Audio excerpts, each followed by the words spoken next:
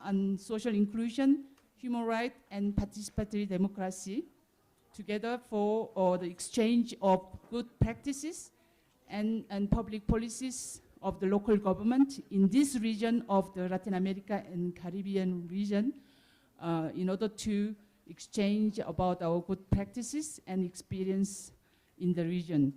We have actually very distinguished speakers, and I think our last speaker is joining us. So let me introduce first our speaker, who will give us the introductory conference, whose name is Juan Manuel Martinez Rubier, who is the Director General of INAES, National Institute of Social Economy of Mexico. And then next to me, his name is Mr. Alfonso Cotera, who is the member of Regional Coordination Team of RIPES. RIPES is an intercontinental network of social economy organizations in here, Latin America and Caribbean region. And Mrs. Marcela Barra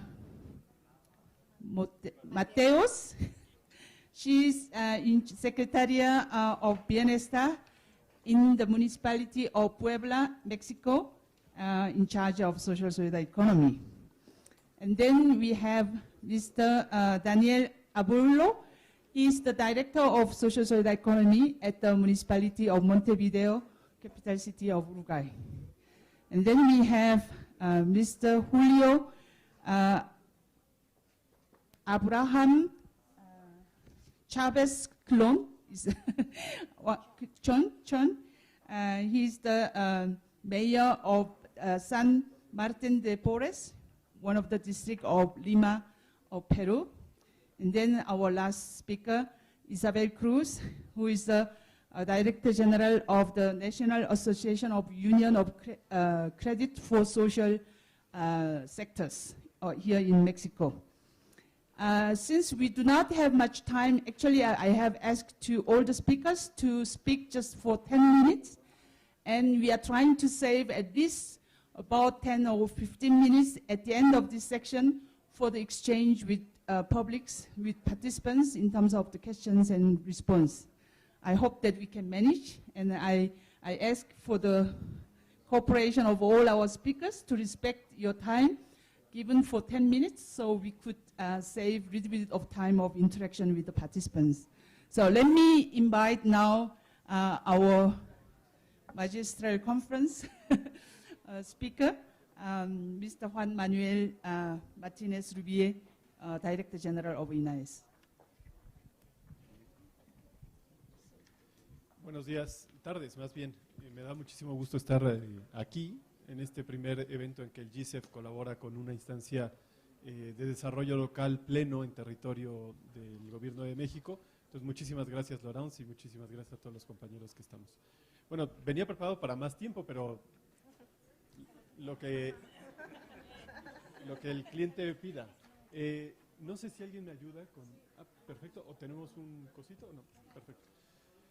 Bueno, iré entonces a compartir dos ideas centrales de por qué es tan importante la economía social para si realmente queremos acceder a mecanismos que puedan cumplir los objetivos de desarrollo sostenible, la Agenda 2030, que no es de la ONU ni de los gobiernos, sino de todo mundo.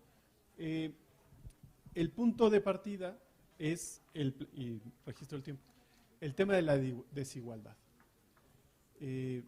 Desde la Secretaría del Bienestar, desde el Instituto Nacional de la Economía Social, nuestro planteamiento no es solamente un escenario que es grave de población en pobreza, en exclusión, etcétera, etcétera, los desafíos que vienen hacia el futuro, sino que tomamos como punto de partida dar un poquito el giro para otra narrativa y plantearnos que estamos en un país sumamente rico, en un planeta que crece y crece ante un paradigma, eso lo podemos cuestionar, pero al final, cuando hablamos solamente de combate a la pobreza, pareciera que el único escenario es el de la crisis y hay que gestionar la crisis. Para nosotros es un planteamiento desde otra narrativa, y es que hay mucho dinero, Hay mucho crecimiento, hay muchos recursos, muchas energías, pero más bien el sistema las distribuye mal. En México, nuestro país, siendo el segundo país en Latinoamérica con mayores índices de desigualdad, pues tiene más o menos estas cifras. Bueno, avanzamos, por favor. Pero que tienen que ver, y en el marco del GISEF queríamos acentuar, que tienen que ver con una forma, creo yo, de mal pensar, repensar erróneamente, que no es exclusiva de México. Lo que tenemos en la pantalla es una infografía muy interesante, bueno, extractos de una infografía muy interesante de este proyecto, se llama The Money Project, que compara distintos parámetros económicos en el mundo. Bueno, esa infografía es muy interesante porque nos marca este parámetro gráfico muy concretito. Este cuadrito vale 100 billones de dólares. O sea, 100.000 millones de dólares están ahí adentro. Me voy a colocar un poquito acá para no quemarme y poder no darle la espalda. Algunos comparativos. ¿Cuántos cuadritos, 100.000 millones de dólares, están, por ejemplo, en oro, colocados en el planeta? El oro servible solamente es el que está ahí abajo. Cuando digo servible es el que tiene que ver con conductores para la medicina, para las cámaras, etcétera, etcétera. Todo lo demás es solamente para símbolos. La inversión que está en los bancos, las joyas, los bancos centrales que tienen los lingotes y que generan un costo medioambiental y humano solamente para que signifiquen algo. Pero bueno, las grandes compañías son de ese tamaño, en cuadrito. Si avanzamos, por favor. Avanzamos, por favor. En negro de arriba está más o menos cuántos cuadritos tienen los 50 más ricos del planeta, a cuánto equivale el Producto Interno Bruto de California, que es sería la séptima economía del planeta, y luego cuántos cuadritos están colocados en las bolsas de valores. En azul está la de Estados Unidos, negro el resto del mundo, y bueno, las principales que están en Inglaterra, Japón, China, la zona euro. Vamos muy rápido con esto. Me habría gustado detallar cada cuadrito, pero no lo vamos a hacer. De esos cuadritos son los que están planteados en la deuda global. En negro, la de los países llamados desarrollados, en gris, los países en vías de desarrollo. Avanzamos, por favor. Y ahí están más o menos cuántos cuadritos están colocados en los mercados de derivados. Eso en negro es el límite inferior. A ver si tenemos el segundo clic. Tercer clic, ya aparece, ¿vieron? Esos 3 montos es cuántos cuadritos hay en productos derivados. Y el gris va a tomar 4 diapositivas, mostrar cuánto dinero está alojado en el límite estimado superior de los derivados. Otra más. ¿Cuánto necesitaríamos para dotar de agua potable a todos los habitantes, a los 7.500 millones de habitantes del planeta Tierra, de Homo sapiens? 150 billones de dólares. Es decir, un cuadrito y medio. ¿Cuánto para erradicar el hambre? Solamente 16.600 millones de dólares. Me habría gustado ir más lento, les di la inyección intravenosa y ya que su mente recuerde cuántos cuadritos teníamos en los distintos rubros, cuánto estaba en oro, aplicado a símbolos nada más, cuánto estaba en las bolsas de valores, cuánto en las deudas y el monto mayor de la economía.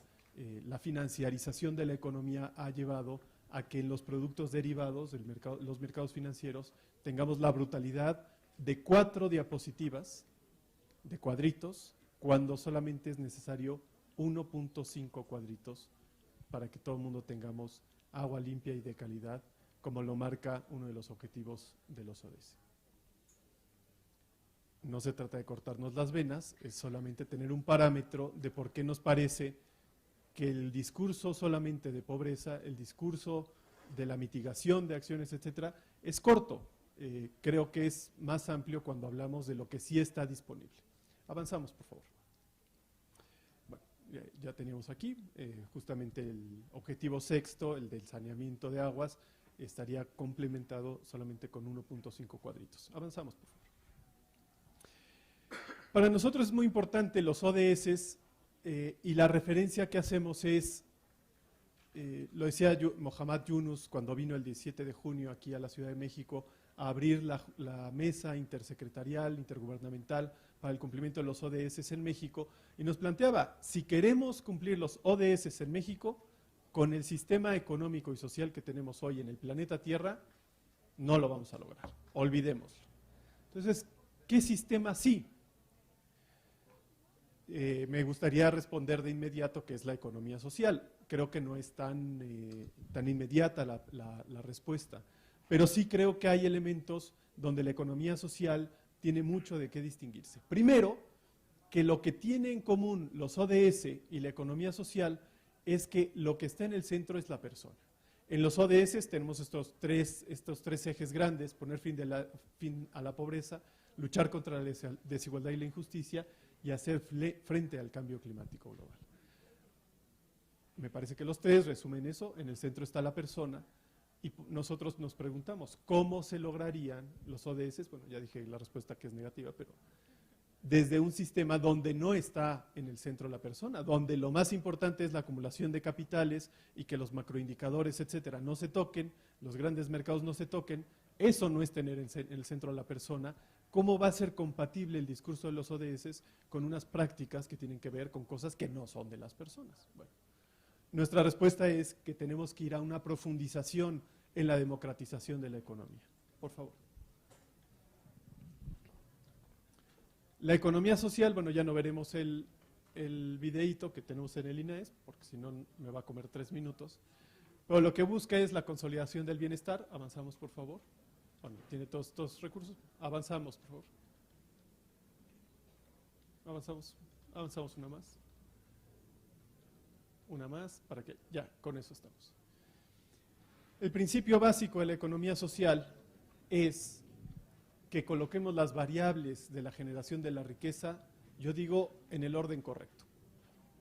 El orden en el que el capital está por encima de cualquier cosa es un orden incorrecto. Ya vimos las consecuencias. Y además, yo les diría en un ejercicio muy rápido que pensáramos, si tuviéramos en este momento no solamente una reunión con ustedes, sino con los compañeros que viven aquí cerca de Iztapalapa o alguna otra alcaldía de la Ciudad de México, y preguntáramos, imagínense en su mente, si le pidiéramos a la gente que se levantara, la gente que tiene, digamos, 100,000 pesos, 5,000 dólares para invertir el día de mañana. Es más, lo podemos hacer acá, que se levante el que tiene 5,000 dólares para invertir mañana. Imagínense qué pasaría en una asamblea de algún barrio, en alguna comunidad rural. Pero si yo pregunto, levántese el que tiene su capacidad de trabajar y con ella mañana puede ir a buscarse la vida, ¿qué sucedería? No, si quieren la mano para que no sea tan... todos. Bueno, esta es la economía social. Disculpen que vaya tan rápido, pero es una lógica, por eso decimos colocar las variables de manera correcta, porque lo que tenemos las personas, con lo que nacemos, la mayoría de las personas, no es con una acumulación de capital, sino con una propiedad de lo humano, que es el trabajo. Por eso para nosotros, bueno, para el mundo de la economía social, el trabajo tiene que ir por delante, y las empresas que se generen desde esta lógica deben de tener como prioridad la conservación del trabajo y desde luego la consumación de objetivos sociales, y ahí tenemos una convergencia tremenda en los objetivos de desarrollo sostenible, porque esta lógica no es propia solamente de los pobres, de lo rural, de actividades económicas de baja intensidad, etcétera.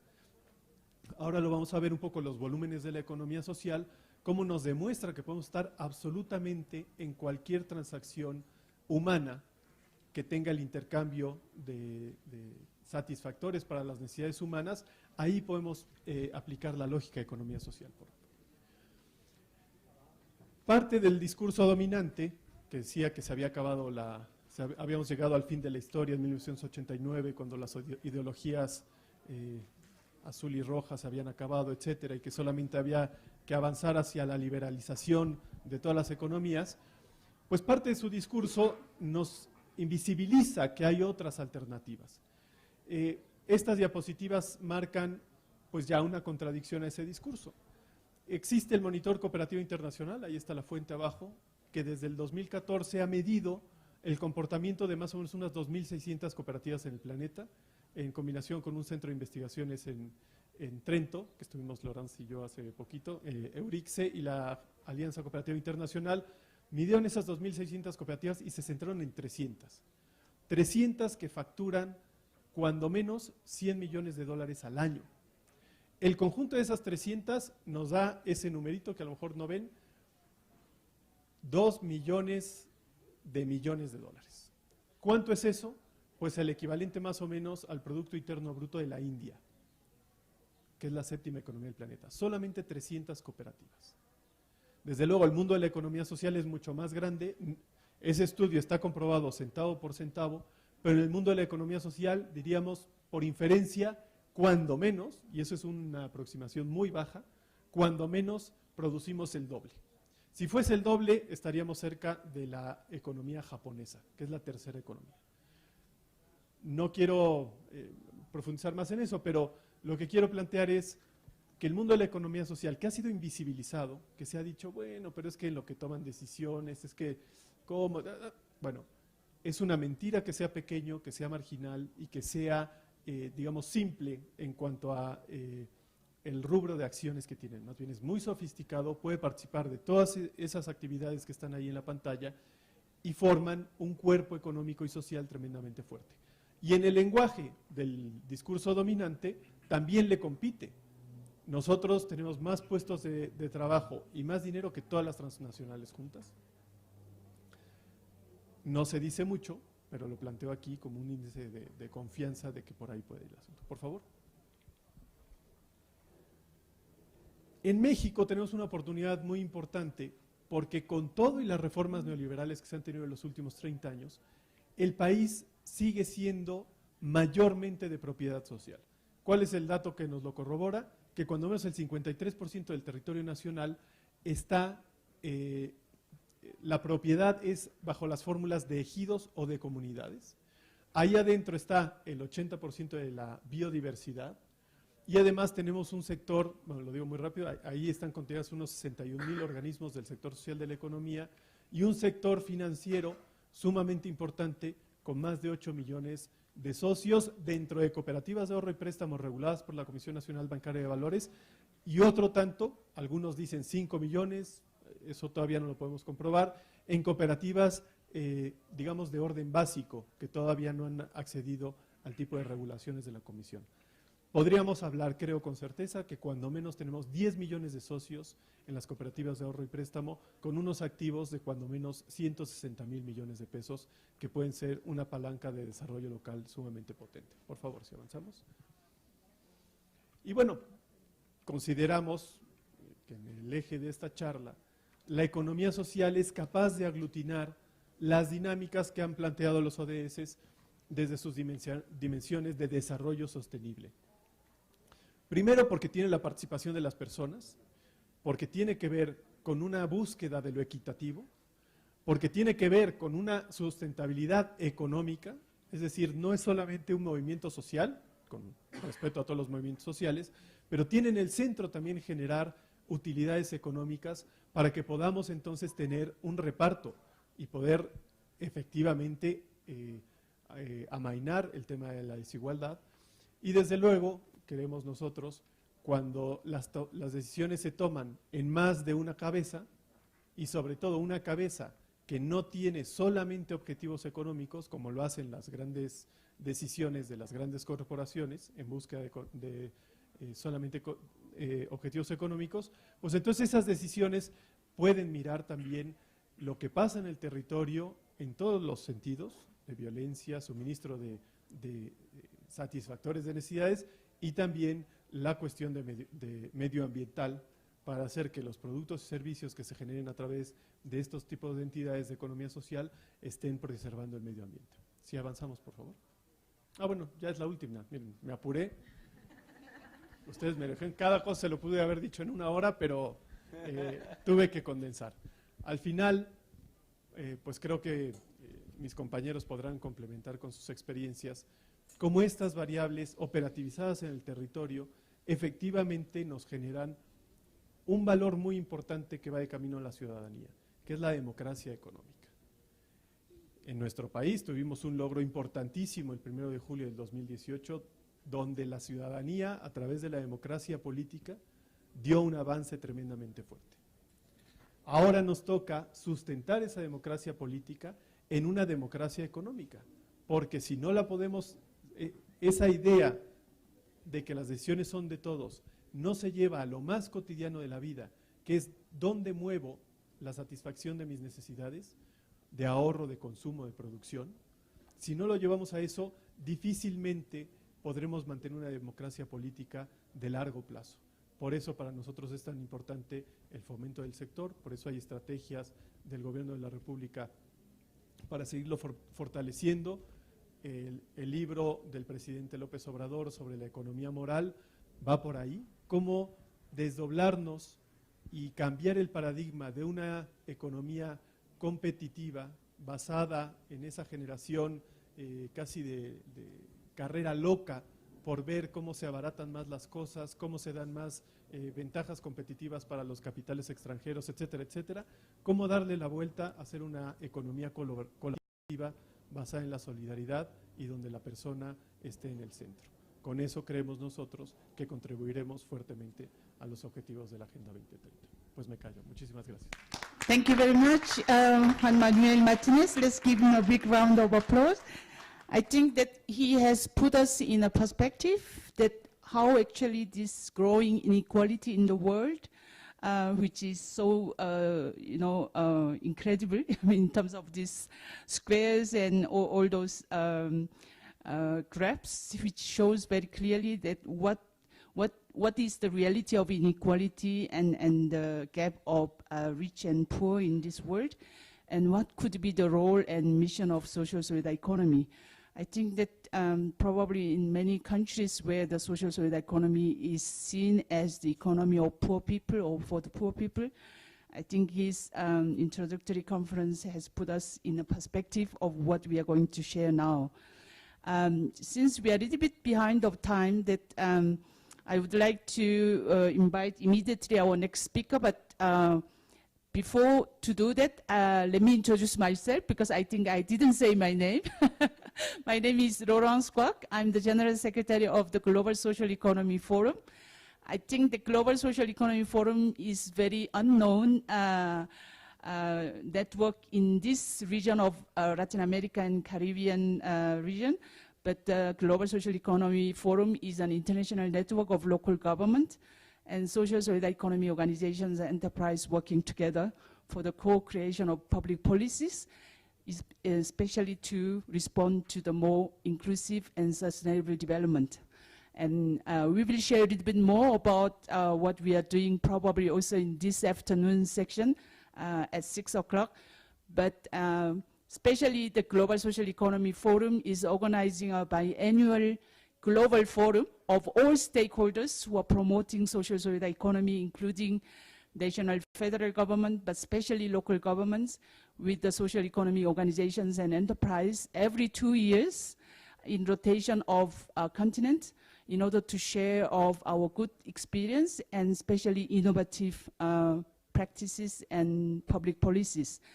And next year, we are going to celebrate our 5th Global Forum here in Mexico, co-organized with the INAES and the City of Mexico, as well as GSF. So I hope that all of you and more your colleagues and friends would join us at the 5th Global Forum.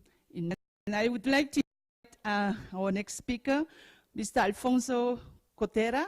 He's a very well-known development specialist. He's the sociologist working in Peru, but especially he's here as one of member of regional coordination team of RIPES, Intercontinental Network, which promote social solidarity economy. He's going to talk about what is the role and mission of RIPES, and especially about very recent study they have realized in 5 countries of this region about how actually social solidarity economy is responding to the social needs of the population and especially social public policies. Floor is yours.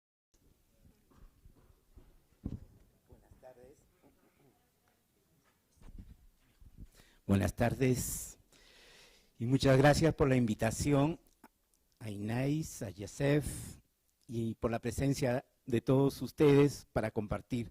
10 minutos va a ser difícil presente los resultados de un estudio, pero voy a correr para cumplir el tiempo respecto a algunos aspectos previos, ¿no? Soy el secretario técnico de la Red Intercontinental, la siguiente, de promoción de la economía social solidaria. RIPES es una organización mundial que articula organizaciones de la economía social y solidaria en Europa, África, Asia, América Latina, América del Norte. La misión es construir y promover la economía social y solidaria, incorporando la dimensión social y la dimensión ética en la actividad económica. Y la visión es precisamente ser una alternativa a este sistema, ¿no? Económico, digamos, rentista, capitalista o autoritaria en algunas otras experiencias que no son capitalistas. La economía social solidaria anhela, por lo tanto, transformar el sistema social y económico, incluyendo a todos los sectores. Es decir, hay una mirada sistémica de la propuesta de la economía social solidaria. No queremos decirnos que somos un modelo, ¿no? Un modelo es muy cerrado, ¿no? Somos una propuesta que busca construir a partir de la experiencia diversa que había sido presentada, una de ellas las cooperativas, también las comunidades, ¿no? Nativas y las expresiones diversas de economía que existen tanto en la producción como en la comercialización, como en el consumo y obviamente las finanzas, la tecnología, ¿no? Quiero nombrar solo 3 de estas experiencias en curso.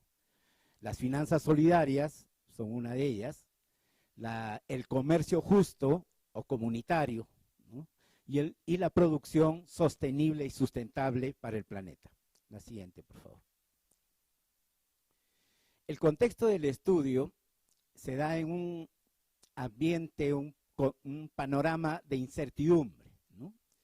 Es decir, hace casi 20 años, en los lugares que hemos hecho el estudio, han abordado gobiernos progresistas. En realidad combinamos en el estudio con gobiernos progresistas y gobiernos, digamos, más tradicionales en términos de política y política económica.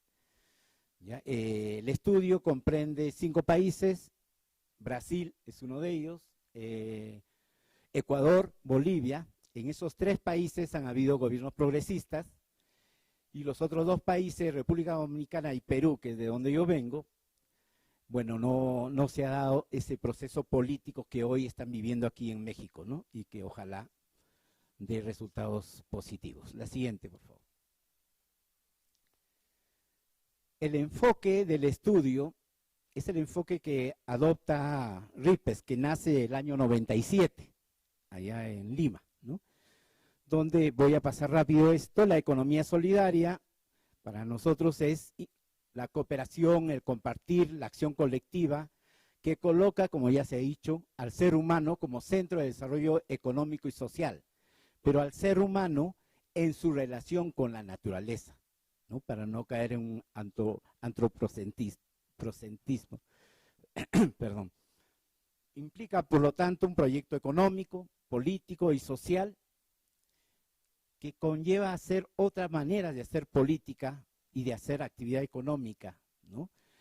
Y establece múltiples relaciones en base a consensos y acciones ciudadanas. Por lo tanto, la economía solidaria, social y solidaria, no es solo del sector social o de la sociedad civil, también, ¿no? El Estado es parte de esa propuesta de economía solidaria y la empresa privada, pero aquella con responsabilidad social de verdad, ¿no? No las que solo figuran como tal. La siguiente. Voy a pasar los estudios muy rápido. En Bolivia es la cantidad de normas que hay sobre las propuestas de economía solidaria. La siguiente. Siga, por favor. Esta parte lo voy a pasar rápido, por favor. Siga. Ecuador, de igual manera, ahí están todas las normas. Por el tiempo voy a correr. Siga, por favor. Siga. Perú también, hay algunas leyes. No hay una ley de economía solidaria, pero son leyes vinculadas al desarrollo del sector social, ¿no?, que podría ser potenciado. Igual en República Dominicana. Voy directo a las conclusiones por el tema del tiempo. Brasil igual, ¿no? Ahí, por favor. De todo este estudio que hemos hecho una revisión de toda la normatividad vinculada a economía social solidaria, del movimiento social que ha generado en base a su accionar estas propuestas, pero también en la receptividad de las autoridades locales para recoger esas propuestas, hemos llegado a estas conclusiones tratando de unificar los procesos que son diferentes, ¿no? Uno es que el contexto político ha sido fundamental. Es decir, estos gobiernos progresistas que les nombré de Brasil, de Bolivia y de Ecuador, si no hubieran tenido esa perspectiva, las posibilidades de generar, ¿no?, normatividad y políticas públicas a favor de todo este sector y primero de reconocer al sector, ¿no?, hubiera sido complicado, ¿no? Eso sucede en República Dominicana y Perú, ¿no? En esos dos países no hubo un contexto favorable. Por lo tanto, esto es un elemento clave, ¿no? En Brasil, por ejemplo, aun cuando no se logró una ley explícita de la economía social solidaria, hubo un reconocimiento y visibilidad de todo este sector, a tal punto que se construyó institucionalidad. En el Ministerio de Trabajo se constituyó la Secretaría Nacional de Economía Solidaria, ¿no? El Consejo Nacional de la Economía Solidaria, el Sistema Nacional de Información, ¿no?, de la Economía Solidaria. Toda esta institucionalidad, sin embargo, está en riesgo, ¿no?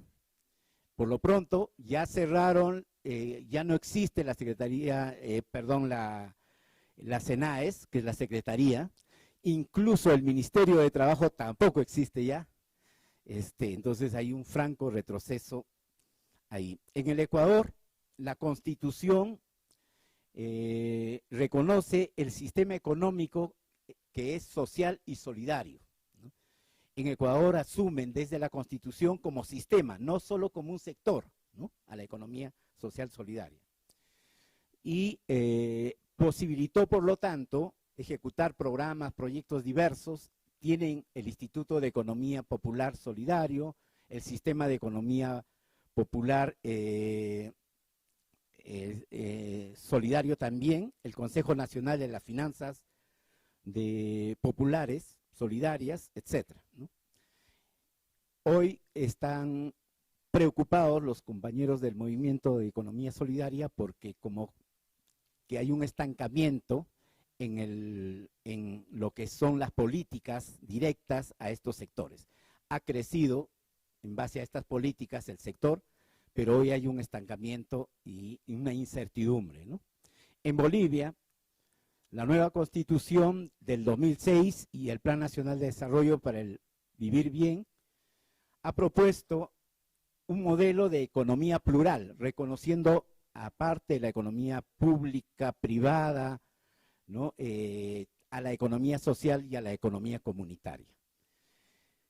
En ella se han desarrollado algunas normas favorables, pero sin embargo también no lograron tener una ley marco de la economía social solidaria. Adelante. El segundo componente clave para los avances que se pueda hacer en el reconocimiento social, político y jurídico de la economía social solidaria es la capacidad de articulación y de movilización social de todos estos sectores, las cooperativas, las comunidades y todo, ¿no? Si no hay capacidad de movilización, es difícil avanzar en conquistas en esas políticas y en la normativa también. En Brasil, por supuesto, existía todo un movimiento sindical muy fuerte, que incluso gracias al movimiento sindical es que Lula llega al gobierno, ¿no? Está el movimiento de los sin tierra, ¿no? Campesinos, las cooperativas y diferentes experiencias económicas. En Ecuador lo mismo, las organizaciones, el FEBES es el Foro Brasileño de la Economía Solidaria, que se han articulado en ese proceso.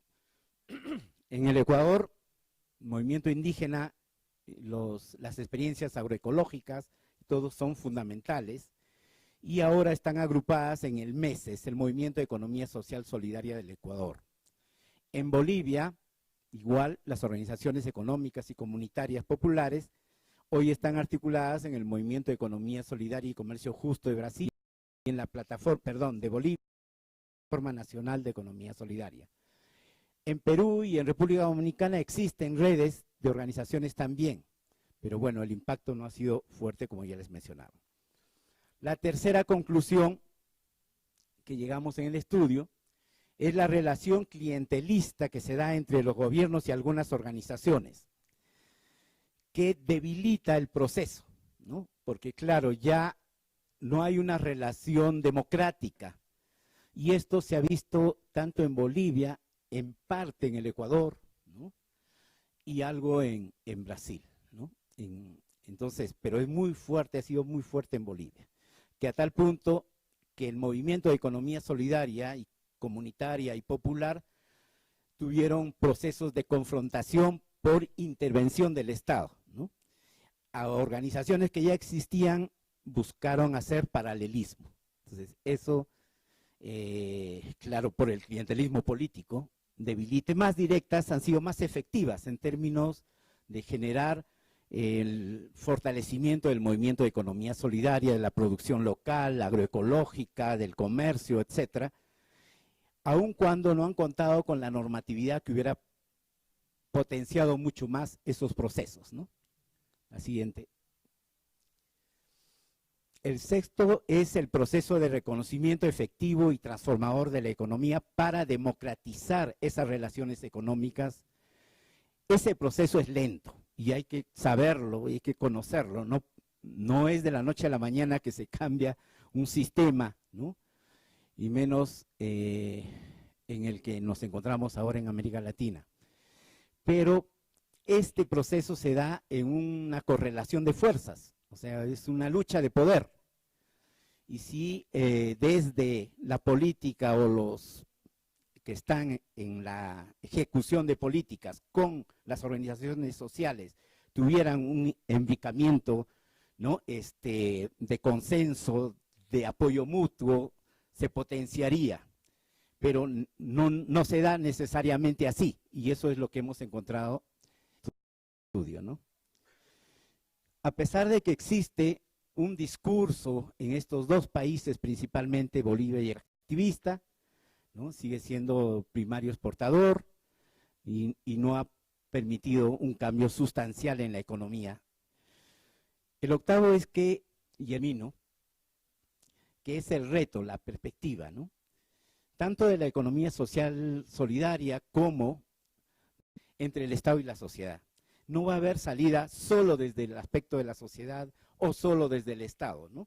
Es la necesaria implicación y una relación de alianza, de consenso, ¿no? Que es duro, es fuerte, pero sin eso. Once again, because I think he has put us in a perspective of Latin America and Caribbean region, how much actually the social solidarity economy movements have contributed for the political and legal framework of public policies. But nevertheless, with this, it is true that I think that many Latin American countries has adopted a legal framework far earlier than many European countries, actually, and in the social protection, hold actors, different stakeholders of social protection as one area of probably possible transformation for the region. I think it's interesting. We will come back to, I think, some of those questions that he raised. I would like to now invite our next speaker. She's Marcela Ibarra Mateos. She's the Secretary of Welfare of the municipality of Puebla, but she's also a specialist of Doctor of Physiology of Social Science, but she's also a specialist of youth problems, and especially youth participation and the organiza justamente para producir localmente en huertos familiares, en huertos comunitarios, y a partir de eso se han generado mercados locales muy importantes. Tenemos redes de productores y de comercializadores también en el municipio que además se vinculan de manera, yo diría, significativa con toda la zona metropolitana del municipio de Puebla, y que también eso nos parece que es una fortaleza para nuestro trabajo. Tenemos además una diversidad de experiencias colectivas más o menos organizadas, recientes, que emergen, que desaparecen, pero que de alguna manera también suman pues a toda esta dinámica local y comunitaria que es el trabajo que nos interesa, y por supuesto con una diversidad de productos y servicios a los que se dedican. La que sigue, por favor. En este sentido, pues, desde el gobierno, del gobierno local del municipio de Puebla, generamos todo un eje de economía incluyente. Hoy solamente voy a hablar del tema de la Secretaría de Bienestar, que es pequeño, que es, yo diría, modesto, pero pues que hemos empezado a trabajarlo de manera también con mucho entusiasmo, ¿no? La economía incluyente para nosotros es un eje transversal en este gobierno. No solamente la Secretaría de Bienestar está realizando programas y acciones en este sentido, la Secretaría de Desarrollo Económico también del Ayuntamiento de Puebla tiene un eje muy importante de economía social particularmente. El Instituto Municipal de la Juventud también está acompañando emprendimientos productivos con jóvenes. La Secretaría de Igualdad Sustantiva de Género también tiene un trabajo muy importante que se realiza solamente con mujeres, y me parece que son las que básicamente tenemos este tipo de acciones y de programas. Tenemos en México una ley de economía social y solidaria. El mismo Juan Manuel estuvo participando intensamente en el diseño de esta ley, que fue publicada en 2012, que establece mecanismos y que promueve justamente la economía social. A nivel municipal tenemos el COREMUN, que es el Código Reglamentario Municipal, que justamente nos atiende básicamente la priorización a comunidades más vulnerables, y también dirige pues o prioriza bienes o servicios provenientes de proveedores emanados de iniciativas y empresas de economía social que estén registrados en el padrón respectivo. Hay todo un esfuerzo que todavía no logramos y que no se ha consolidado, justamente de todo aquello que podamos adquirir desde el gobierno local, provenga justamente de estos emprendimientos sociales. Nosotros en la Secretaría de Bienestar no tenemos dentro de nuestras facultades el trabajo directo con la economía social, porque lo tiene la Secretaría de Desarrollo Económico. Sin embargo, sí tenemos, curiosamente como herencia de gobiernos anteriores, un departamento del sector social, y justamente esa es para nosotros pues la ventana de oportunidad que estamos aprovechando. Tenemos la posibilidad de trabajar con organizaciones de trabajadores, con comunidad, con sociedades cooperativas, con ejidos, que ese es además un área de oportunidad muy grande, porque todavía tenemos 25 ejidos con vocación rural que se encuentran, que están produciendo, y que justamente ahora abrimos un programa de apoyo con maquinaria para impulsar la producción de maíz criollo en nuestro municipio, que también va junto con la defensa del maíz que estamos también trabajando desde nuestra secretaría. Entonces, bueno, en realidad sí tenemos una amplia oportunidad de trabajar la economía social a través de esta categoría del sector social. La que sigue, por favor. Dentro, la economía incluyente, como decía, está claramente planteada dentro de nuestro Plan Municipal de Desarrollo, que es justamente la base para que todas las secretarías podamos alinear nuestros programas y nuestras acciones. La que sigue, por favor. ¿Qué es hacia dónde queremos llegar y es hacia dónde estamos trabajando nosotros? Queremos consolidar un espacio de formación municipal en economía social. Hemos empezado por formar justamente a quienes somos servidores públicos. No todos tenemos ni el conocimiento ni la sensibilidad para trabajar el tema de economía social. Entonces hemos ya empezado un proceso con las diferentes dependencias para trabajar en este sentido procesos de formación. Queremos también impulsar un laboratorio de innovación comunitaria y política social. No lo podemos hacer solos y justamente este proceso lo estamos haciendo también de la mano con instituciones educativas, particularmente de educación superior. Una de las propuestas que también estamos impulsando es una red municipal de emprendimientos productivos y sociales, es decir, estamos también generando no solamente formando emprendimientos sociales, sino también tratando de articular una red que permita que aquellos emprendimientos sociales y productivos se articulen también en un proceso que casi siempre se convierte en una gran limitación que tiene que ver con la comercialización de lo que cada uno de ellos produce. Y por supuesto, bueno, pues esto lo que nos interesa es el fortalecimiento de la economía local del municipio. La que sigue, por favor. Pues este es el centro de nuestro trabajo, está aquí Alondra, que es justamente ella, que está acá, quien lleva todo este proceso, ¿no? Alondra también se ha formado, pues, en este sentido, en el tema de economía social, y ella es la que lleva los grupos, las 24 emprendimientos que tenemos ya de este primer año en estas dos juntas auxiliares, en San Andrés Azumiatla y en San Miguel Canoa, en donde hay una enorme diversidad de propuestas, de proyectos y de emprendimientos que se están formando. Este es un pequeño grupo con los que ella ha estado trabajando. La que sigue, por favor.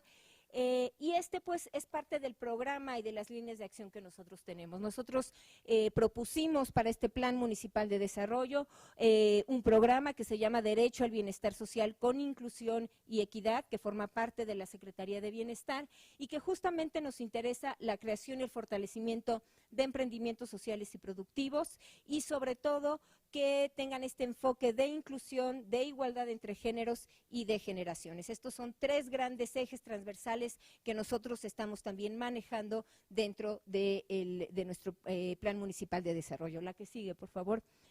Y yo diría, voy a resaltar solamente como 4 elementos importantes de esta metodología con la que estamos trabajando.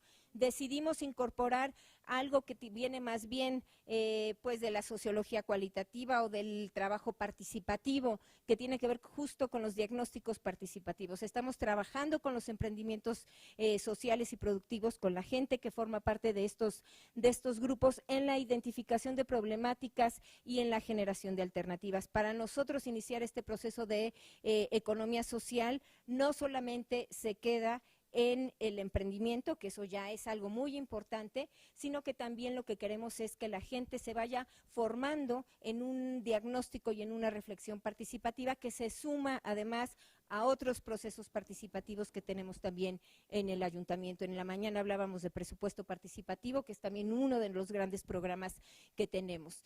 Nos interesa también, y eso es parte del trabajo que hicimos este año, conocer la situación de los colectivos y de las empresas que actualmente forman parte pues de este proceso en el municipio, que el próximo año vamos a seguir acompañando. Sigue, por favor.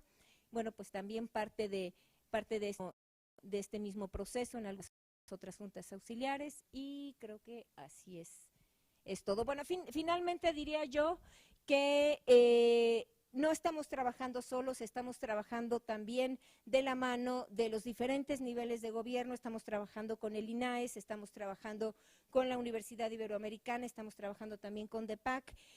Queremos que también el gobierno del Estado, que es el gobierno intermedio, articule o incorpore más bien esta mirada de economía social, que es como el hueco donde falta todavía para poder hacer este vínculo entre gobierno federal, estatal y municipal, pero bueno, pues estamos en el proceso de seguir trabajando. Muchísimas gracias. Thank you very much, Marcela. I think that actually the experience of Puebla municipality that she has shared showed very clearly that how actually social solidarity economy is contributing to localized sustainable development goals. I think as she has shared, most of those social solidarity economy policies and activities are geared for the economic empowerment of poor people or marginalized section of our society. But at the same time, there is a very strong correlation between this economic empowerment of poor people with the social cohesion and social inclusion, as well as growth of participatory democracy and more participation of citizens in terms of participatory democracy, both at the budget as well as all decision process. I think it's very interesting that they have developed a network of municipalities promoting for the social solidarity economy. This could be one of the tool and strategy for many local government who is already working on the promotion of social solidarity economy and who would like to go further in terms of exchange of their strategies and good practices. Thank you very much once again, Marcela, for this interesting sharing.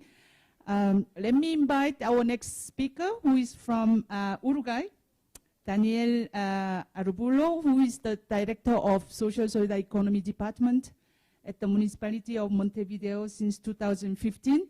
But he has been working also as a development agent for the whole country of Uruguay, and I think Montevideo also has a very extensive and interesting innovative practices. So please, floor is yours, Daniel. Buenos días, buenas tardes.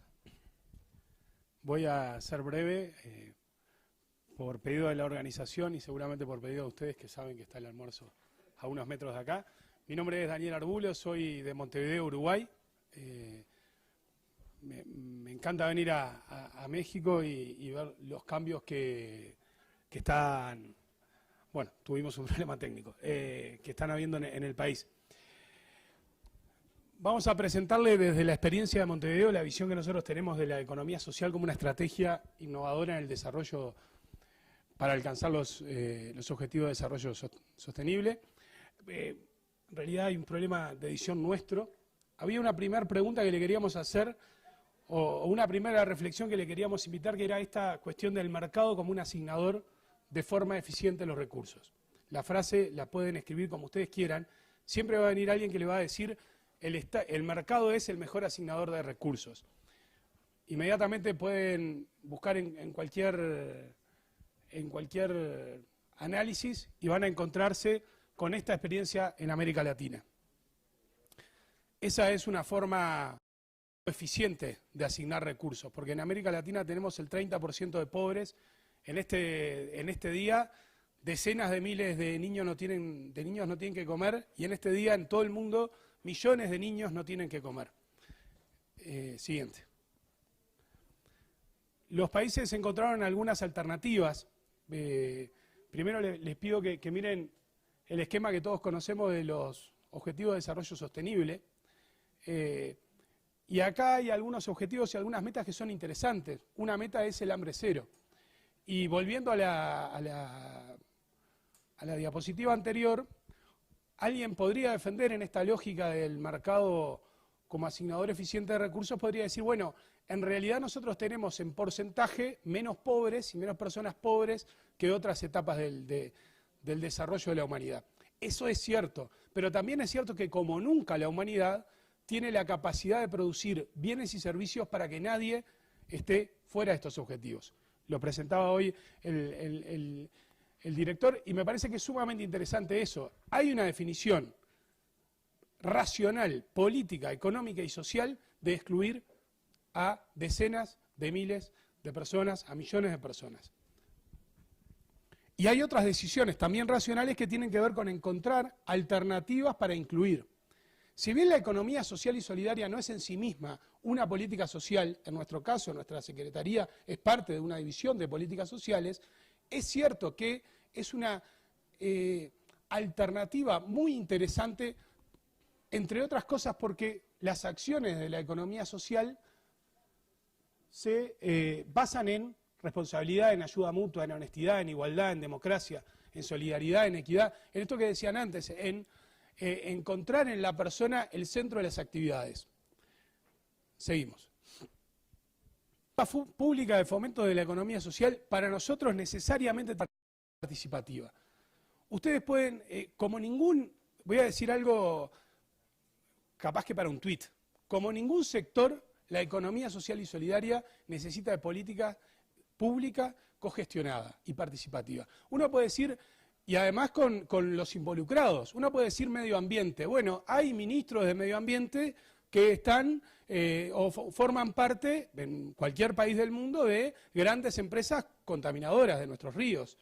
Uno puede decir turismo, y probablemente pueda haber un ministro o una ministra de turismo que no venga del sector. Ahora, alguien que esté en economía social y que no crea en la participación, le va a ir muy mal, o va a hacer alguna estrategia que han tenido algunos países y algunas regiones, tender a la desaparición al proyecto de economía social y solidaria.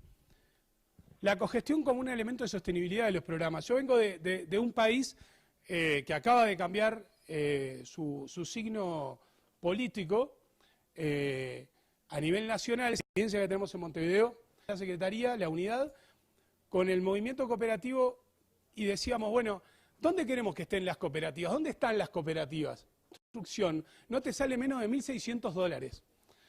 En Uruguay no tenemos que refaccionar nuestra casa cada 10 años los cooperativistas. Vivo en una cooperativa hace 50 años, en información sobre ese pequeño gran tesoro que tenemos en Montevideo que se llama Enlace Cowork. Siguiente. La innovación social como elemento democratizador del conocimiento. Nosotros estamos desarrollando en Montevideo un programa de innovación social en donde, entre otras cosas, hacemos un ida y vuelta. Preguntamos cuáles son los problemas a las comunidades. Nosotros tenemos presupuestos participativos, tenemos una plataforma que se llama Montevideo Decide. Preguntamos cuáles son los problemas. También le preguntamos a quienes gobiernan. Un montón de maestrías arriba. No venían con un montón de diplomas. Eran vecinos y vecinas que decían, en esta parada del cambio. Yo les voy a comentar 4 casos en Montevideo. No sé cuánto estoy de tiempo, pero voy a hacerlo lo más breve posible. Primero, las cooperativas de vivienda. Cuando vayan a Montevideo, las cooperativas de vivienda en Uruguay se construyen, les decía, a la mitad del precio del mercado. ¿Y saben qué? Las empresas del mercado tienen exonerado parte del IVA, las cooperativas no lo tienen exonerado. Las empresas del mercado tienen exonerados otros tributos nacionales que las cooperativas no tienen exonerados, pero las cooperativas lo que sí tenemos es un montón de horas solidarias para trabajar y construir nuestras casas. Los servicios de salud solidarios, para nosotros es clave.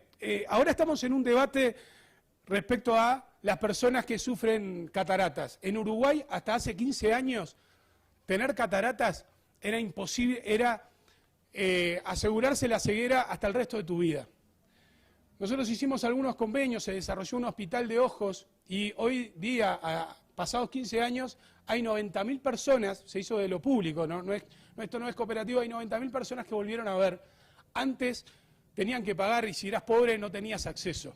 En realidad, desde una perspectiva de la economía social, nosotros los servicios de salud se generan de una lógica solidaria, de una lógica de participación también de usuarios. El sistema de cuidados, muchas veces, sobre todo las mujeres, no logran avanzar en sus estudios o no logran avanzar en el mercado laboral, entre otras cosas porque son responsables, nosotros los varones, históricamente las hemos hecho responsables del cuidado de la familia y de todas las tareas de cuidado, y nunca se lo reconocimos. Nunca lo reconocimos ni en términos de jubilaciones, ni aportes jubilatorios, ni en términos de posibilidades de salir al mercado laboral. La generación de CAIF, por ejemplo, de Centros de Atención a la Infancia y a la Familia, hoy día tiene una presencia muy fuerte de cooperativas que lo que permite precisamente es que los niños sean cuidados por personas expertas, mientras mayoritariamente sus madres pueden salir a avanzar en aspectos laborales y académicos. Y el cuidado del medio ambiente. Una empresa, y si le va mal, y si contamina ese río, probablemente los dueños de esa empresa se van a ir. En nuestro país nos pasa cotidianamente, cada tanto aparecen dueños de empresas que se fueron a otros países y dejaron empresas contaminantes, ríos contaminados y demás. Una cooperativa o un emprendimiento solidario, comunitario y demás, se instala ahí, se queda ahí, se hace responsable también de las consecuencias, las positivas y las negativas también. En general, en nuestros países los hacen más responsables de las cuestiones negativas y hay campañas sistemáticas para ir en contra de los emprendimientos autogestionarios. Siguiente, creo que es la última. Bueno, desde Montevideo, Uruguay, una pequeña ciudad allá en el sur, muchísimas gracias. Thank you very much, Daniel. I'm personally very happy because what he has shared in terms of the experience developed in Montevideo corresponds much more to our experience, which was developed in Seoul, in many other European cities. I think that I would really, I was really happy to hear that actually that social solidarity economy can be a strategy to innovate all economic sectors and also all dynamic sectors which respond to the needs and also the challenges faced by the citizens, and such as the housings or health sectors, or even carrying economy and environmental objectives. I think this is quite probably more urban experience which was developed by the city of Montevideo. And I think that this could be one of the case for the innovation for other countries in the region. Let me also invite our next speaker, who is Julio Abraham Chavez Chung. I hope that I'm doing justice to his name. He's a qualified lawyer, and he has been working as an advisor in the Congress of the Republic, but he's currently elected as the mayor of San Martin de Porres, one of the districts of Lima in Peru. And I think that he will share with us, as an elected person, as the mayor of San Martin de Porres, how he considers the social solidarity economy as a strategy for the innovation of the local economic development, and especially for the sustainable development objectives. So, Mayor Julio Abraham, yes, floor is yours. Let's give him a big round of applause. Welcome,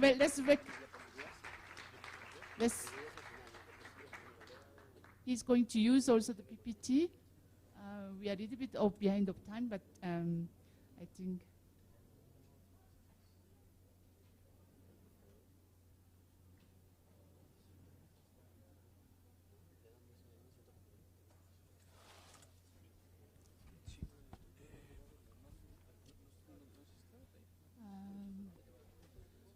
Let me check who needs the translation, because I'm just a little bit concerned with our interpreters. Who is actually using the... ¿Quién necesita una traducción? Porque yo creo que los ponentes van a hablar en castellano. ¿Y hay alguien que necesita una traducción? ¿No? Entonces ya. Sigue, adelante. Muy buenas tardes, mi nombre es Julio Chávez, soy alcalde del distrito de San Martín de Porres, de la capital Lima, del Perú. Quiero agradecer la invitación del GICEF a participar en este primer diálogo sobre políticas de economía social y solidaria para América Latina y el Caribe, y desde luego agradecer la generosidad del anfitrión, el municipio de Iztapalapa, ¿no?, que nos ha recibido con bastante cariño, propio de este hermano pueblo de México. Mientras cuadran el... ¿Sí? ¿Ya lo tienes? Ok, vamos. Quiero explicarles un poco sobre, antes de explicar lo que estamos haciendo, un poco me entiendan cómo es nuestro distrito. El distrito de San Martín de Porres queda en la capital Lima, es el segundo distrito poblacionalmente hablando más grande de Lima metropolitana, y en consecuencia es el segundo distrito más grande del país. La población que nosotros tenemos alberga un poco más de 700.000 habitantes, mucho más que muchas regiones del interior del país, y obviamente enfrentamos retos. Estamos ubicados en la zona norte, somos un distrito populoso, de gente emergente, no somos un distrito de gente clase A, clase B, somos básicamente gente progresista, gente luchadora, de la clase trabajadora y de muchos emprendedores. ¿Qué estamos haciendo? Nosotros hemos desarrollado un programa, bueno, también quiero decirles que esta es una gestión nueva. Quien habla es alcalde desde el 1 de enero de este año, tenemos 11 meses y unos días más al frente de la administración municipal, y estamos también representando en esta oportunidad al FEMUL, que es la Federación de Municipalidades Libres del Perú. y también somos nuevos en el FAMUL, entonces que hay mucha novedad acá. En estos 11 meses que hemos desarrollado un programa al que hemos denominado Manos a la Obra, a través de nuestra Gerencia de Desarrollo Económico y nuestra Subgerencia de Promoción Empresarial. Manos a la Obra es un programa dirigido a emprendedores a partir de un diagnóstico que hicimos, por favor, sobre las actividades comerciales que se desarrollaban en nuestro distrito. Y encontramos pues algunas situaciones. Tenemos lo que es el comercio ambulatorio, ¿no? Aquellas personas que tienen algún tipo de emprendimiento, pero no tienen, digamos, un local, no tienen un espacio físico determinado, sino básicamente lo desarrollan este emprendimiento en la calle. Y tenemos desde lo que son las micros, pequeñas y medianas empresas, y lo que denotamos en ese diagnóstico que hicimos es que la falta de información, la falta de asesoramiento, la falta de acompañamiento, obviamente llevaba a que muchos de los emprendimientos que podían ser muy buenos se cerraban muy rápidamente, ¿no? Por favor, la siguiente.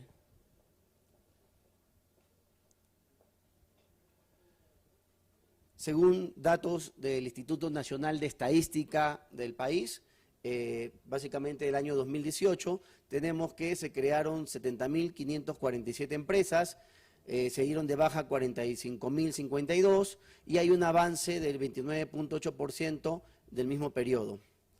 Siguiente, por favor.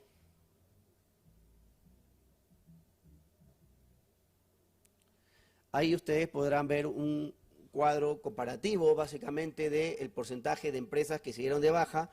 Aquí tenemos Lima, que es la capital, Arequipa, La Libertad, estos son departamentos importantes del país y podrán ustedes ver el porcentaje que más o menos representa cada uno respecto de las empresas que han ido, o los emprendimientos, mejor dicho, que han ido cerrándose a lo largo del periodo 2018. Siguiente, por favor.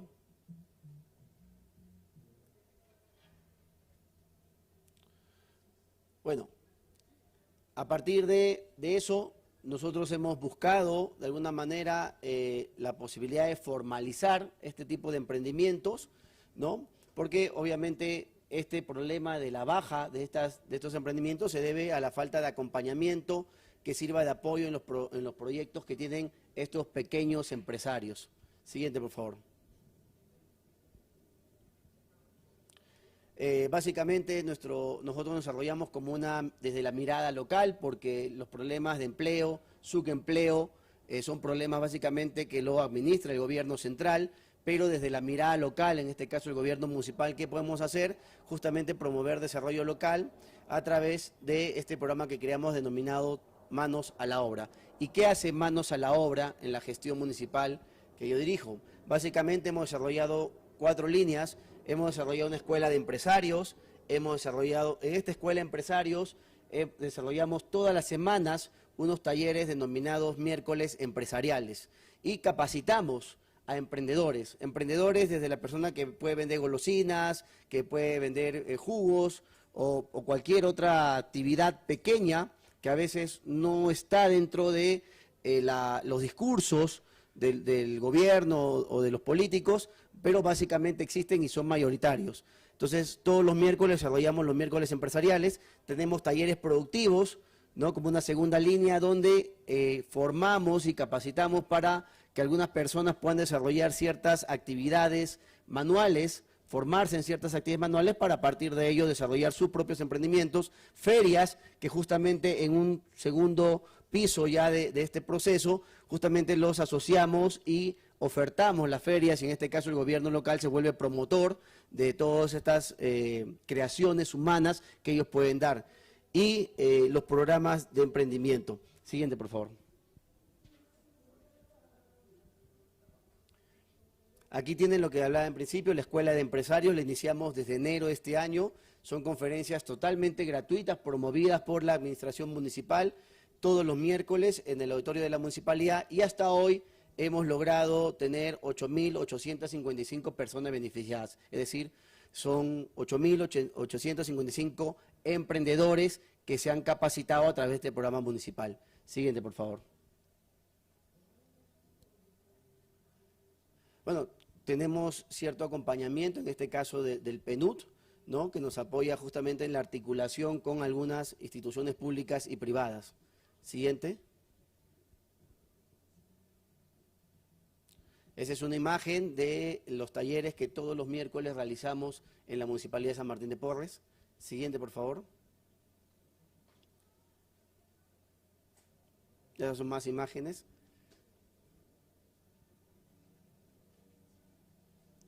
Y en la Escuela de Empresarios, bueno, tenemos talleres de bisutería, jabones artesanales con glicerina, imagen y automaquillaje, caritas pintadas, manicure, es decir, actividades cotidianas que con cierta especialización o formación a estas personas les permite a ellos desarrollar a partir de esa formación o capacitación sus propios emprendimientos. Siguiente, por favor.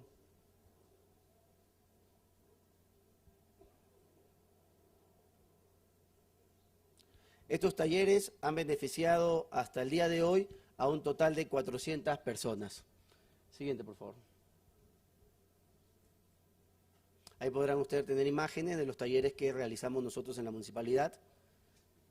Igual, totalmente gratuitos, ¿no? Los emprendedores que participan en la Escuela de Empresarios han sido seleccionados para ser asesorados con la Universidad del Pacífico, que es una universidad del país, una universidad privada, ¿no? Que dentro de su responsabilidad social que tiene como privado también, obviamente colabora con el gobierno local a efectos de poder contar con información necesaria para la mejor toma de decisiones en los negocios que ellos quieran hacer.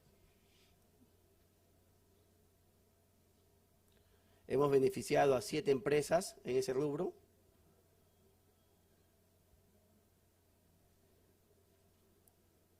Y las ferias, ¿no? Tenemos las ferias con la creación del programa Manos a la Obra, se comienza a ejecutar la comercialización de los productos de los talleres productivos. Es decir, tenemos los talleres productivos y una vez que tenemos los materiales, la creación humana, los llevamos a talleres para que el público pueda consumir justamente esos productos y eso le permita tener pues un capital a estos emprendedores.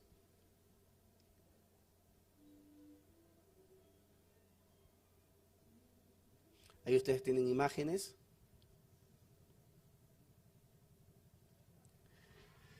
A ver, tenemos lo que denominamos capital semilla, ¿no? Es decir, yo quiero ser un emprendedor, pero ¿con qué empiezo?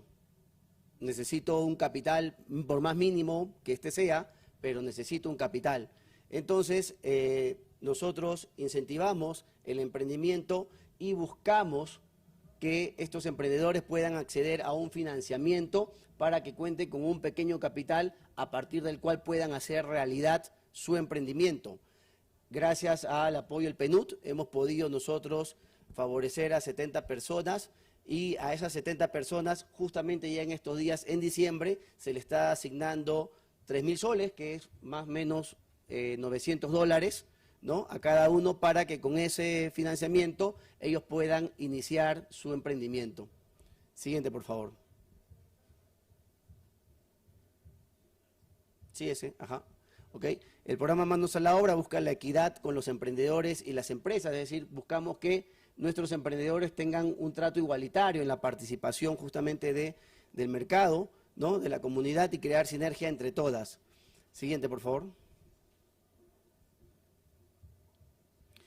Y bueno, esta es una publicación del diario Gestión, que es uno de los diarios más importantes en materia económica del país y que justamente ha consignado en su edición del día 6 de diciembre de este año que Lima Norte lidera las zonas donde han surgido más negocios y justamente resalta que el distrito de San Martín de Porres, entre otros distritos más, son los que mayor movimiento de nuevos emprendimientos registran. Siguiente, por favor. Bueno, eso es Manos a la Obra.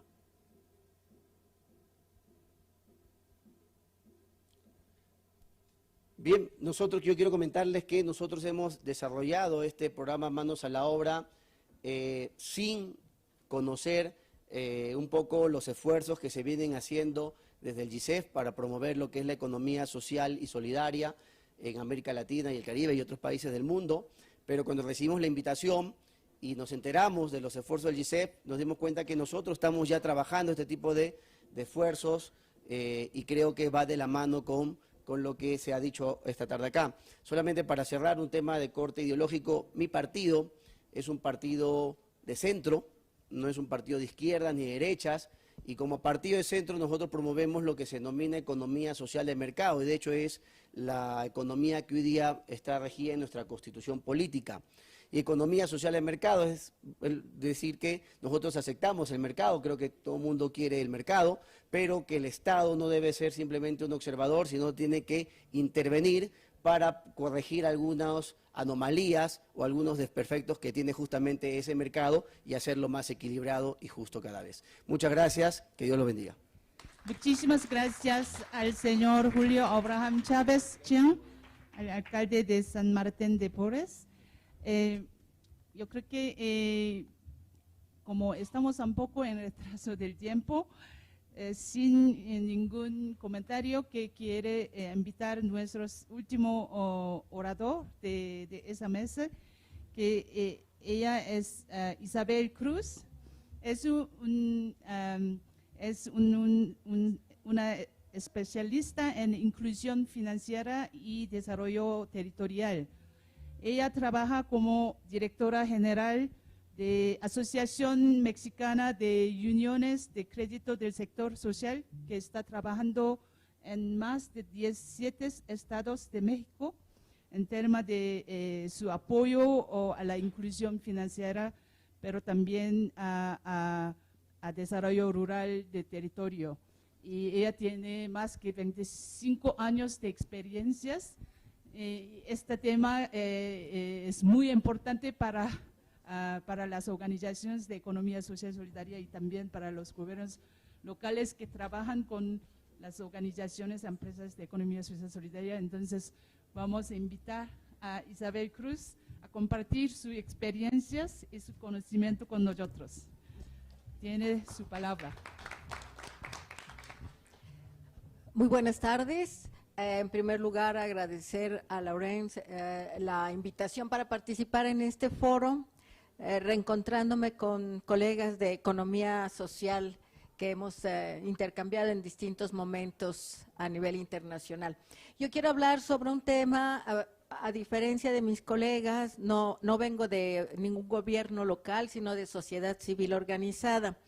Y nos dedicamos a generar alternativas de inclusión financiera desde la base de las comunidades rurales. No trabajo en zonas urbanas, sino centralmente en comunidades rurales y rurales indígenas, es decir, las comunidades de mayor marginalidad en México. Y el tema que les quiero presentar es prácticamente lo que hoy estamos visualizando después de 20 años de trabajar en remesas e inclusión financiera. Como saben, tanto en México como a nivel de toda América Latina, las remesas es uno de los flujos de ingresos familiares más importantes.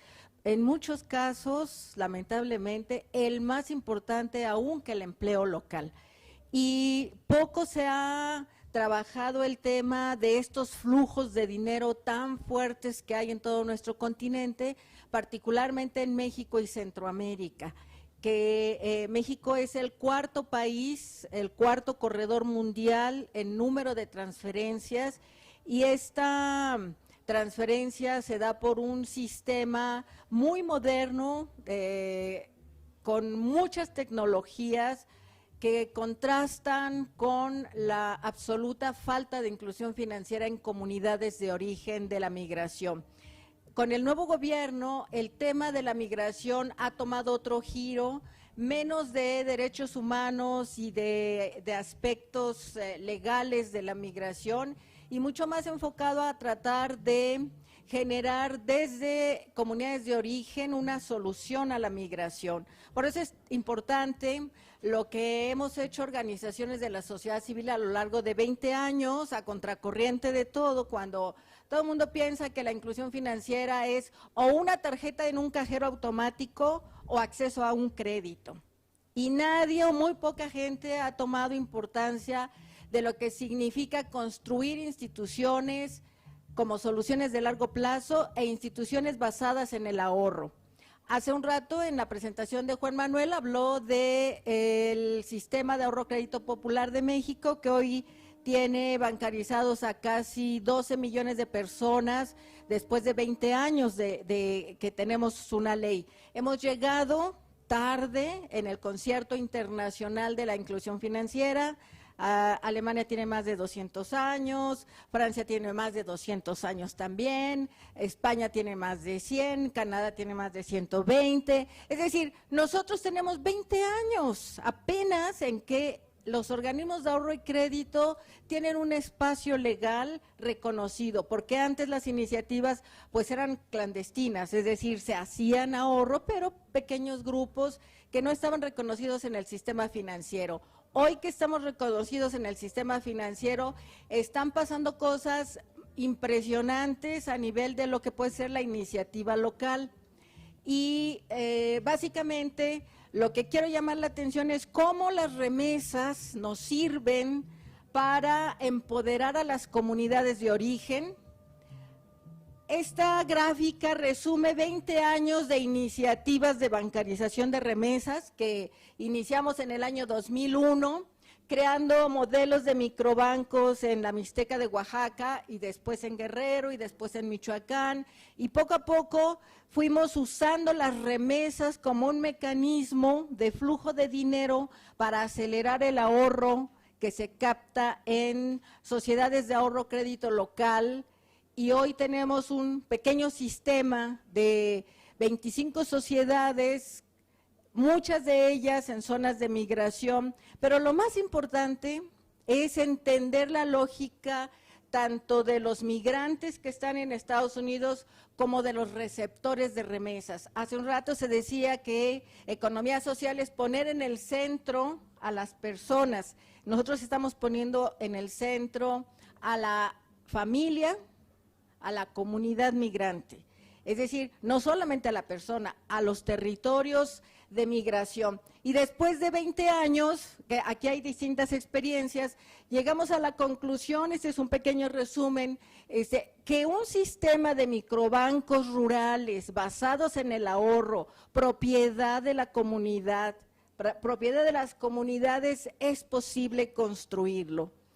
Logramos, después de muchos años, tener modelos sostenibles de ahorro crédito vinculados a remesas. Ahora lo que falta es masificar, porque si ustedes hablan, bueno, México, habría que decirlo, casi 34 millones de personas de origen mexicano viven en Estados Unidos, y solamente en el periodo de Tratado de Libre Comercio de los 20 años, fueron 6 millones que migraron de México a Estados Unidos. Entonces tenemos comunidades que son transnacionales, que una parte vive en Estados Unidos y no solo vive, actúa en sus comunidades de origen desde los Estados Unidos.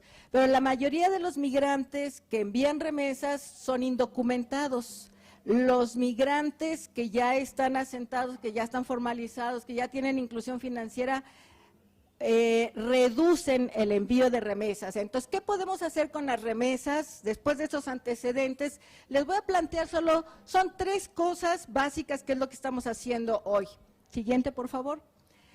Bueno, la primera es que sacamos este mecanismo de bono migrante, que es una forma de ahorro anual, con la tasa más alta del mercado, que es un 10%, que es un sistema de pequeños envíos graduales que se acumulan en una cuenta de inversión y que premian al migrante por enviar remesas a su comunidad de origen, a su microbanco, no a un banco comercial, sino a un microbanco en su comunidad de origen.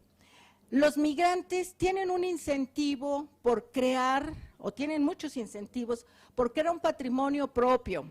Segundo, por invertir en su comunidad. No en cualquier proyecto, sino invertir en su comunidad, porque ellos mejor que nadie saben que la falta de empleo fue el origen de la migración. Entonces, es importante para esto, para trabajar este enfoque de remesas y creación de instituciones financieras locales, entender este incentivo. Entonces, este producto que estamos iniciando, bueno, lo hemos estado haciendo, pero a control remoto, hoy vamos a comenzar a hacerlo ya de manera electrónica, pretende ayudar a que los migrantes formen un patrimonio, por el caso de que sean deportados y puedan venir y tengan que venir a México, tengan algo de dinero en este lado, pero dinero seguro controlado por ellos desde una aplicación móvil. Siguiente, por favor. Para poder hacer un sistema de bancos en comunidades de origen se necesitan dos cosas: una estrategia de inclusión financiera y una estrategia de inclusión digital. La mayoría de comunidades migrantes no tienen inclusión digital. Entonces, pues, ¿cómo vamos a introducir tarjetas, celulares, ni siquiera derechos básicos si no hay inclusión digital? Entonces, es una dupla que va en conjunto y así la estamos abordando. Siguiente. Pero después de 20 años y los esfuerzos que hemos hecho para crear microbancos en zonas de origen, nos damos cuenta que pues con nuestro ritmo de esfuerzo desde sociedad civil, pues vamos a tardar 200 años en tener una solución, si no es que más, ¿sí? Así es que después de muchos intercambios con distintas universidades, académicos, federaciones de organizaciones migrantes, llegamos a un proyecto que estamos ahorita promoviendo, que es la creación de un banco migrante, ¿sí?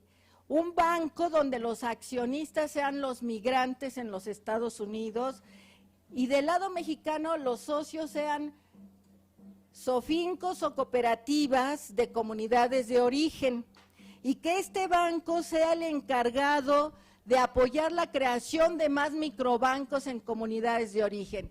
Hoy tenemos 35,000 millones de dólares que llegan a través de 120 millones de envíos anuales a México, la mayoría sin ser bancarizados. Es decir, un mundo de dinero que necesita lugares donde sean depositados como ahorro y después como préstamos para el desarrollo local. Entonces, tiene tres cosas este proyecto y esa es la parte importante de lo que podríamos hacer. Primero, un banco, que es un banco social, no es un banco comercial. No existe en la ley este tipo de bancos y estamos promoviendo una iniciativa de reforma de ley que reconozca bancos sociales, dado que los bancos comerciales de México, la inmensa mayoría, no tienen un enfoque al desarrollo. Luego, abajo ya tenemos un marco legal para crear sofincos y sociedades cooperativas. Pero ¿qué falta para unir esos dos mundos?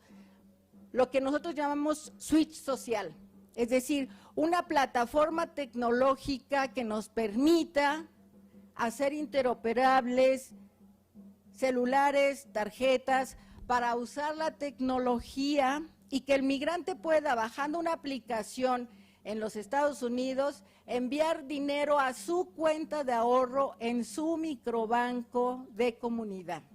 Y que también puede enviar la remesa que envía tradicionalmente a la cuenta de su esposa o a la cuenta de su familiar, el que decida, por celular. Entonces, eso implica un doble cambio, tanto en el sistema financiero mexicano como el sistema financiero norteamericano. Y la clave de todo está en la transaccionalidad o en los envíos electrónicos. Hoy no se puede hacer eso.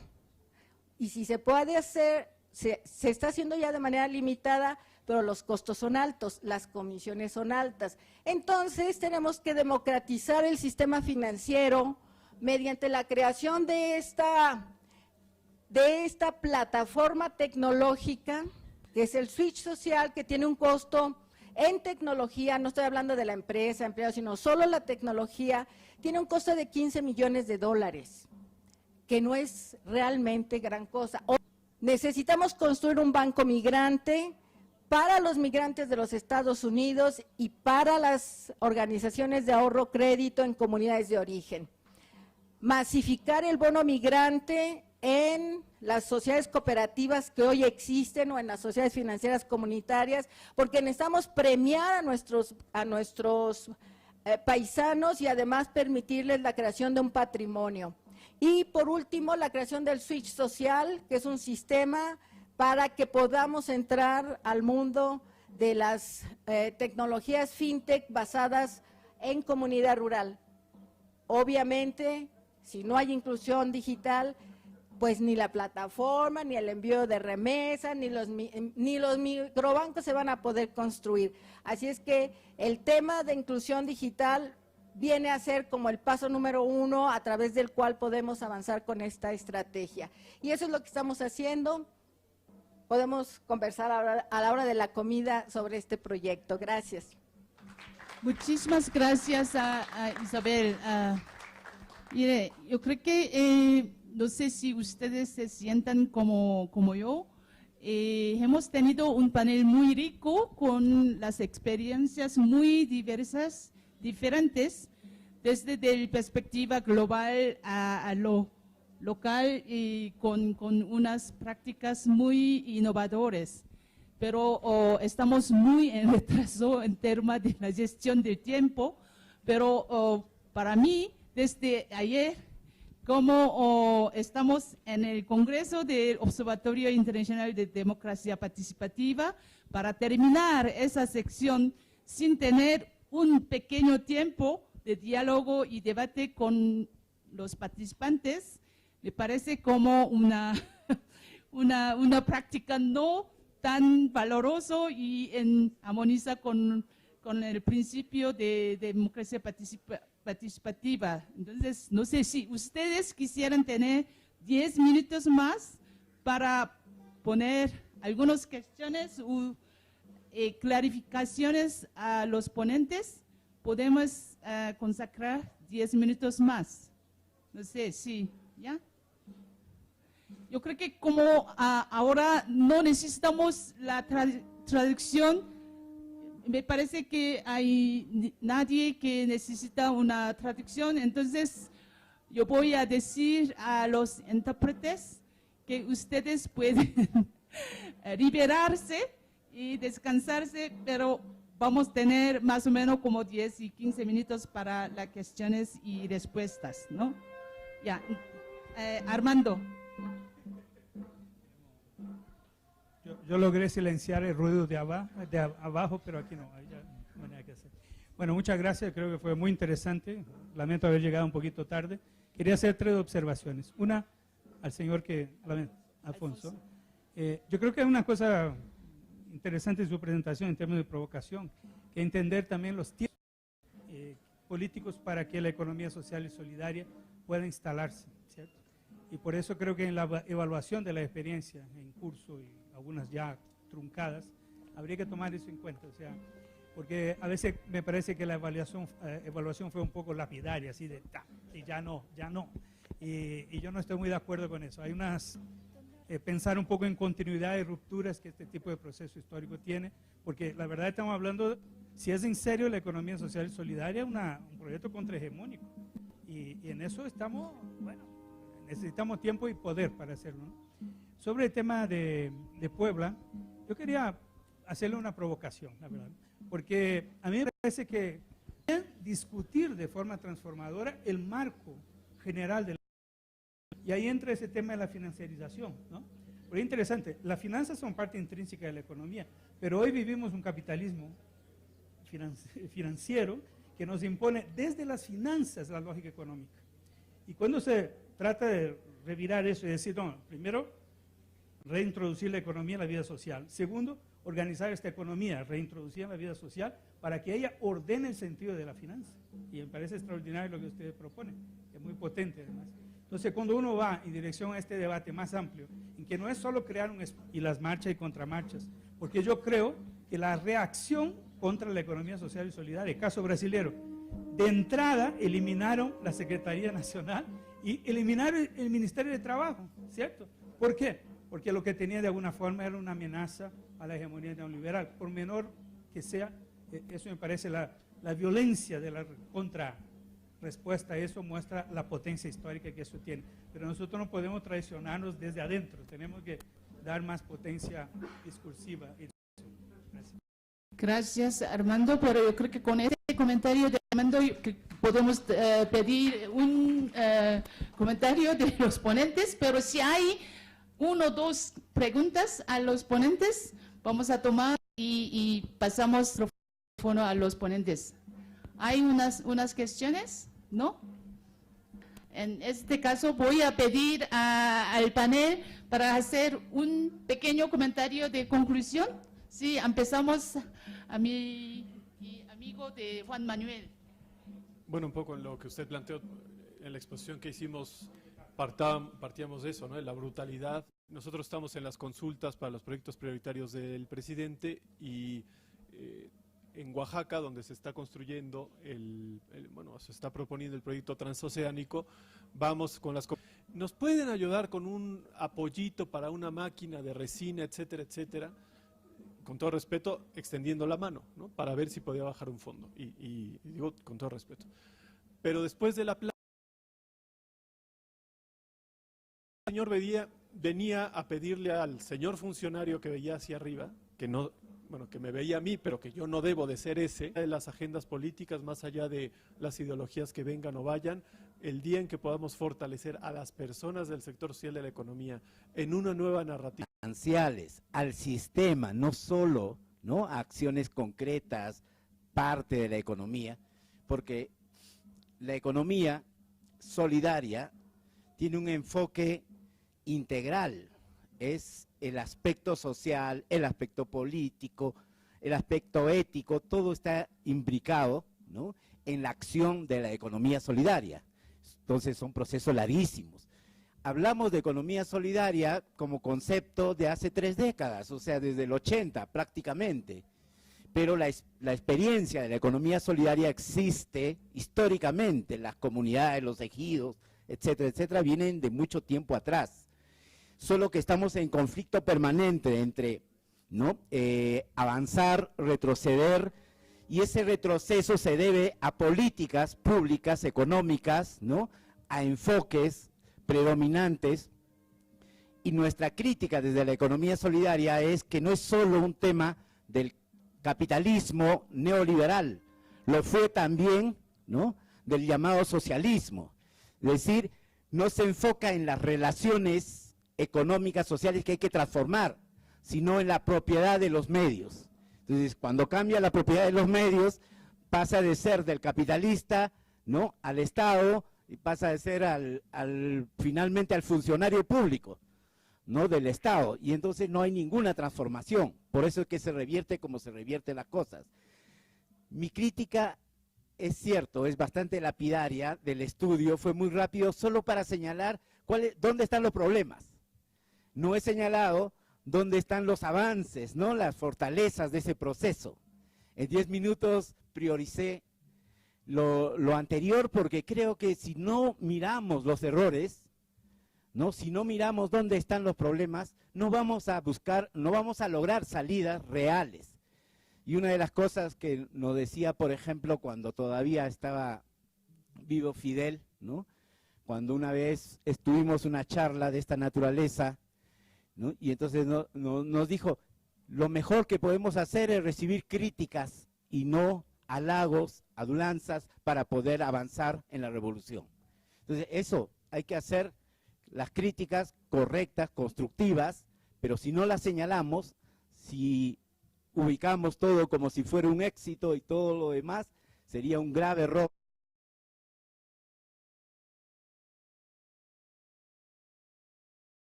En el país, nosotros como Secretaría de Bienestar todavía funcionamos bajo la Ley General de Desarrollo Social, que mantiene este tipo todavía de indicadores que estamos aquí manejando, que además están construidos con información de 2015 y con algunas proyecciones, ¿no?, que no solamente la construcción del indicador es limitada y es inadecuada para esta nueva visión, sino que además los datos que tenemos no son nuevos, ¿no? Seguimos hablando de las carencias, pero no de algo que mencionabas en la mañana, que es los derechos, ¿no? Y que me parece que esa es parte de lo que... La humildad de ser uruguayo, orgullo y humildad. En Uruguay la leche la producen cooperativistas, las mejores viviendas vienen de cooperativistas, los servicios con con algunas experiencias que para mí son maravillosas porque siempre las soluciones más interesantes vienen desde las propias comunidades. Muchas gracias. Sí, bueno, nosotros hemos invertido un poco el concepto de las cosas, hemos dejado de ver a las personas como pobres, hemos dejado de ver a las personas como desempleados o como subempleados y lo hemos visto como emprendedores. Es decir, hemos entendido que hay un capital humano muy importante. Y no puedo encontrar el nombre de una persona en el sector público que haya sido mejor que nosotros en finanzas, mejor que nosotros en cafeticultura, mejor que nosotros en agroforestería. Es decir, hay teóricos y nada más. Y eso no está mal, qué bueno que existan. Pero yo creo que efectivamente necesitamos revalorar nuestro rol. Pero también hay que decir que a veces la economía social se ve como algo utópico, como algo, como un sueño, y a veces como el socialismo en la tierra, ¿no? Y la verdad es que la economía social es muy práctica, es solucionar problemas de manera eficiente, con la máxima calidad al mejor precio posible.